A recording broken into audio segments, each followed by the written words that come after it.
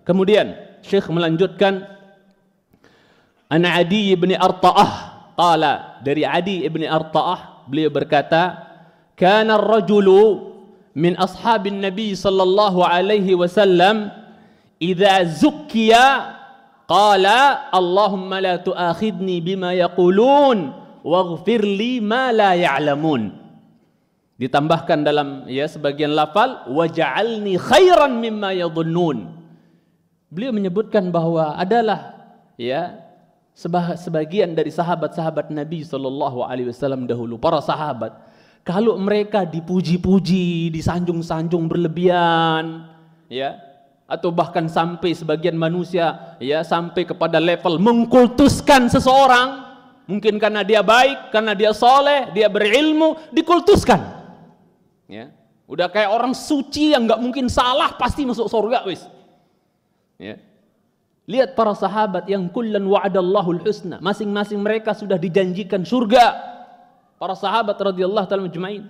Sebagian mereka kalau dikultus-kultuskan, dipuji-puji, disanjung-sanjung, engkau orang baik, engkau sahabat Nabi, engkau orang soleh, engkau ahli ibadah, engkau orang zuhud dan sebagainya. Apabila mereka disanjung, yang ada bukannya malah saya, bukan. Emang begitu saya adanya seperti itu. Alhamdulillah, enggak. Ujub gitu dengan dirinya, enggak.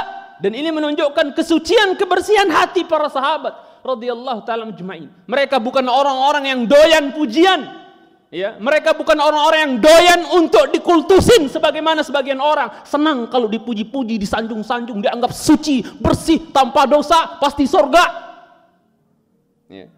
Mereka enggak suka itu.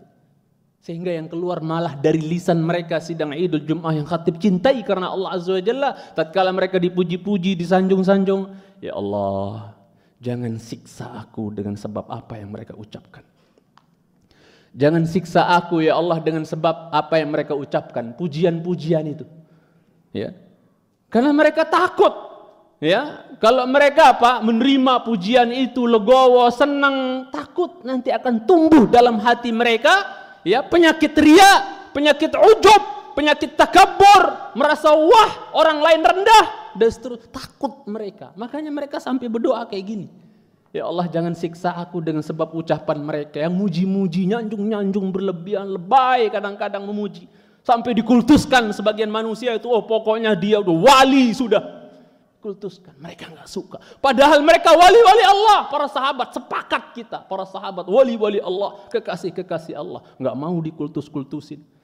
Bahkan waghfirli ma la ya'lamun, ampuni aku dari apa-apa yang mereka nggak ketahui. Mereka kan melihat kita zahirnya saja, Kebagian manusia sekarang memandang orang baik, soleh, takwa, wali, syekh dan seterusnya. Kelihatannya zahirnya. Tapi kita nggak tahu batin dia bagaimana. Dia benar-benar taat kepada Allah atau malah dia pemaksiat di balik layar. Kita nggak tahu.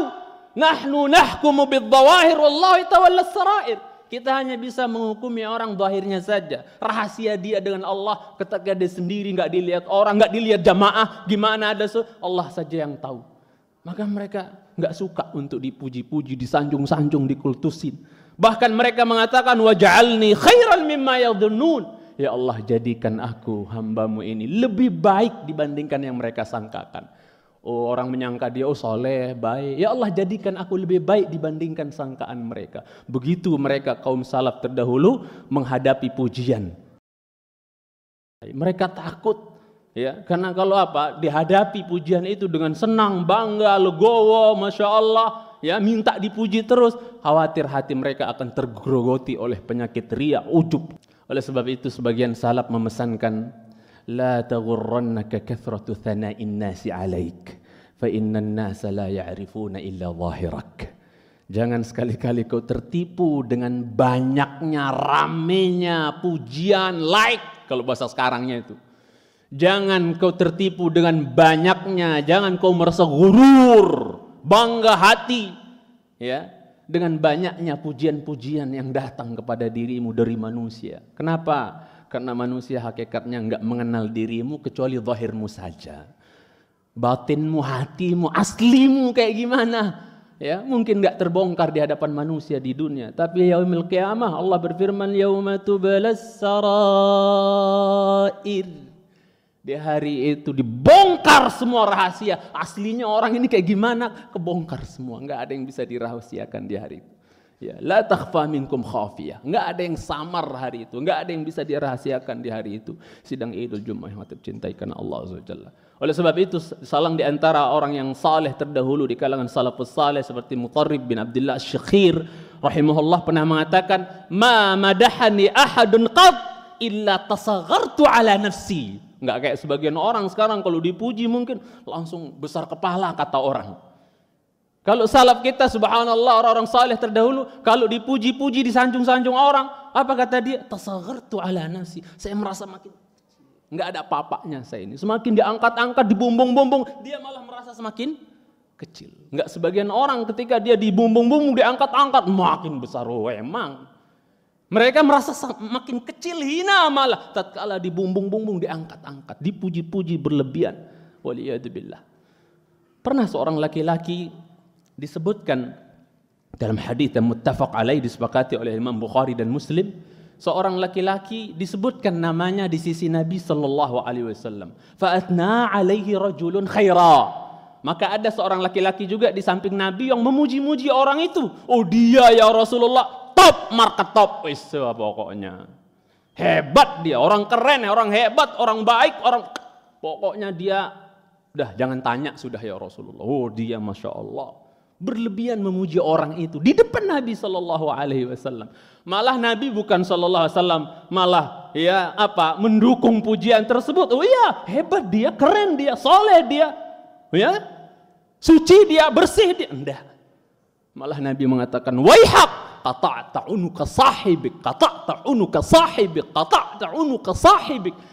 Celaka engkau. Celaka engkau, kau telah penggal leher saudaramu sendiri dengan kau puji berlebih-lebihan.